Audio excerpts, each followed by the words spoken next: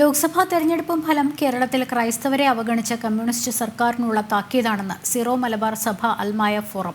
ക്രൈസ്തവ സമൂഹത്തെ ഒറ്റതിരിഞ്ഞാക്രമിക്കുന്ന പ്രവണത കേരളത്തിലുണ്ടായിരുന്നു. ന്യൂനപക്ഷങ്ങളെ ബഹുമാനിക്കുന്ന വ്യക്തിയാണ് തൃശൂരിൽ വിജയിച്ച എൻഡിഎ സ്ഥാനാർത്ഥി സുരേഷ് ഗോപിയെന്നും അൽമായ ഫോറം വ്യക്തമാക്കി.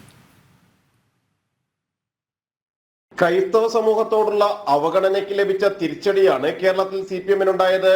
JB കോശി കമ്മീഷൻ റിപ്പോർട്ട് നടപ്പാക്കുന്നതും ക്രൈസ്തവ സമൂഹത്തോടുള്ള വിവേചനവും റബ്ബർ കർഷകരോടുള്ള അവഗണനകളും വന്യമൃഗ ഭീഷണികൾക്ക് പരിഹാരം കണ്ടെത്താത്തതുമെല്ലാം ഇടതുമുന്നണിയുടെ പരാജയത്തിന്റെ ആക്കം കൂട്ടിയിട്ടുണ്ട്.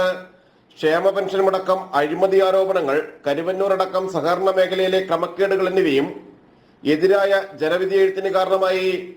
തൃശൂരിൽ വിജയിച്ച NDA സ്ഥാനാർത്ഥി ന്യൂനപക്ഷങ്ങളെ ബഹുമാനിക്കുന്നയാളാണ്.